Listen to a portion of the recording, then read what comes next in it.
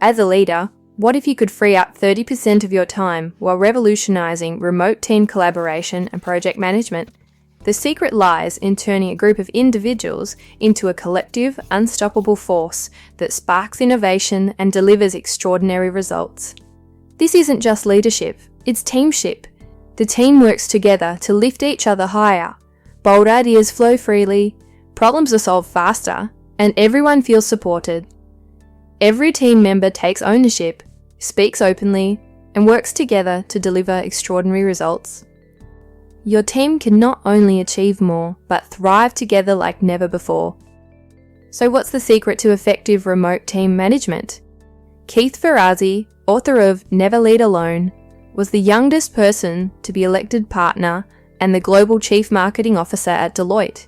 He defines teamship as a collaborative culture where team members elevate each other to achieve exceptional results. Here's the big idea. The best teams don't rely solely on a leader.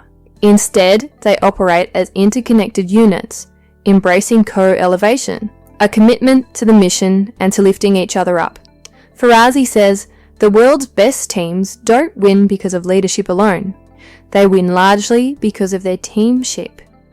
But how do you actually create this kind of team magic?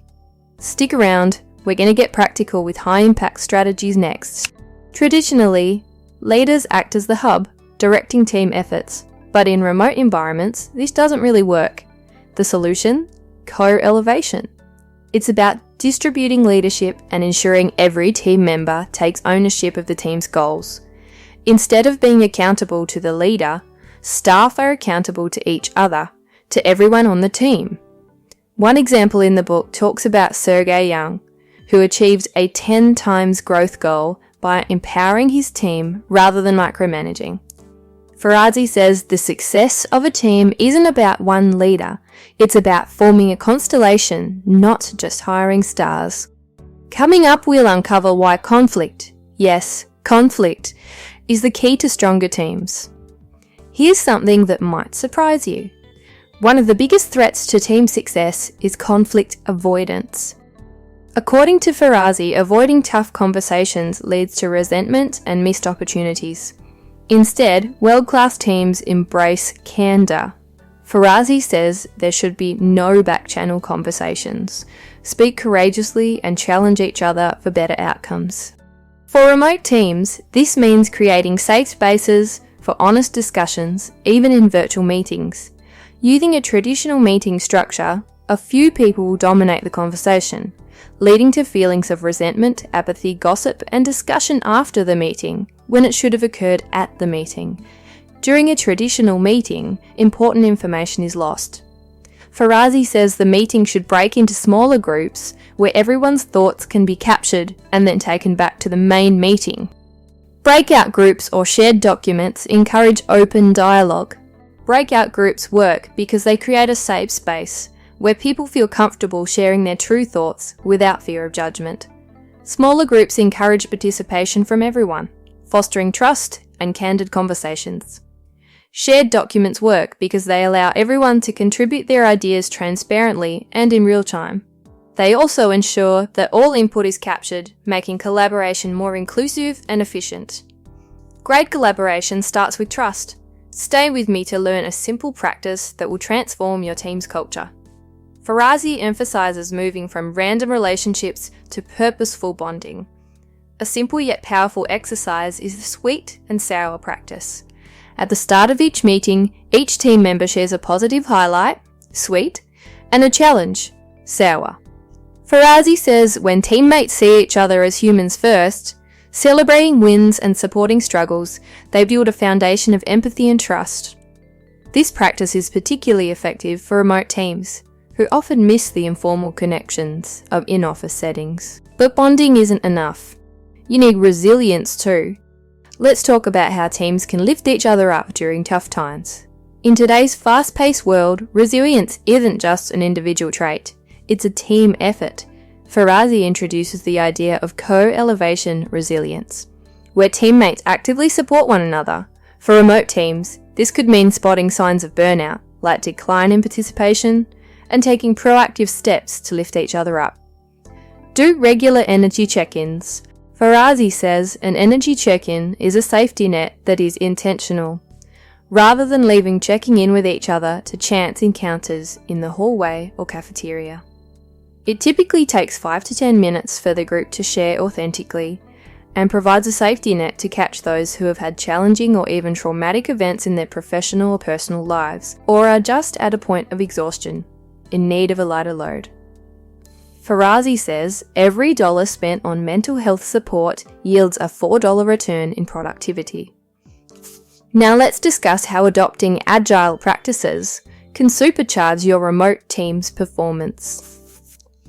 Ferrazzi emphasizes adopting Agile processes across the entire organization. Agile is a flexible way of working that focuses on breaking tasks into small, manageable pieces and continuously improving through quick feedback and adaptation. It helps teams work faster, stay organized, and respond to change effectively. This means quick iterations, open collaboration, and adapting to change. For remote teams, leveraging tools like Trello, Slack, or Notion can streamline workflows and foster innovation. Ferrazzi says agility helps teams look around corners, adapt, and achieve bold goals. The key practice of successful Agile is breaking down a complex marathon project that could last many months into smaller, simpler, less daunting sprints of work lasting 2 weeks to a month. The aim is always to improve behaviour and processes and ultimately customer outcomes in the next sprint of work. But what about celebrating your wins and coaching each other to grow? Let's discuss how these practices can take your team to the next level. Creating a culture of celebrating success boosts team morale and motivates employees to keep achieving great results. It fosters a positive work environment where people feel valued and recognized for their contributions. Ways to celebrate success. Drop praise you know will get back to them. Celebrate success at the end of every meeting. Celebrate weekly success of the team. Monthly peer-to-peer celebration of success, and formal celebration of the team's and individuals' success by the leader. Ferrazzi says think of work like a marathon race we're all running together. Along that marathon, how many people are dotting the streets, clapping and encouraging and bringing energy to those runners to go faster? What if your team could take this further by coaching each other to improve every day? Let's talk about how coaching changes everything. Encouraging a culture where staff coach each other helps teams grow, stay accountable, and perform at their best. It also creates a collaborative atmosphere where everyone works together to achieve common goals more efficiently. Teams thrive when they give each other honest feedback on ideas, performance, and skills. By challenging how work is done, like communication styles and time management, staff grow stronger together. Use these tools to encourage a coaching culture. Open 360 feedback. This is a team exercise where every participant shares one thing they admire about a teammate and one suggestion for improvement. This encourages candid, courageous feedback while building trust and professional growth. Dial up and dial down. This is a quick activity where team members reflect on behaviours they should do more of, dial up, or less of, dial down, to improve performance. This fosters self-awareness and accountability within the team. The 5-5-5 Learning Roadmap. This is 5 minutes of sharing, 5 minutes of questions, and 5 minutes of advice. Ferrazzi says, it's the people working alongside us every day who see our efforts, challenges, and successes. They are in a prime position to offer relevant, timely feedback, and we need to leverage this abundant yet virtually untapped resource and insight. Everyone has a responsibility to give each other feedback and to tell each other when they are not being as effective as they could be, even if it means respectfully pointing out the opportunities for growth of someone senior. How do you align your team to avoid silos and work as one? Siloed organisations suffer from lack of communication. The teams don't talk to each other, leading to inefficiencies and missed opportunities. The solution lies in creating transparency. encouraging candid conversations and aligning all team members towards a shared North Star, a clear collective mission. By using tools like team problem solving and agile workflows, your team can stay aligned even when things change fast. This helps everyone focus on the big goals, stay accountable and spark fresh ideas. Regular check-ins and open communication make it easy for leaders to keep the team on track and moving forward. Ferrazzi says, members of world-class teams know what their teammates are working on, what goals are being activated. They know everyone is aligned and on the same critical mission. If you don't know what they're working on and if they're being productive, then you have not done your job of having clear sprints of outcome-oriented work aligned within the team. What's missing is the power and importance of Agile. To learn more about leadership, watch this video now.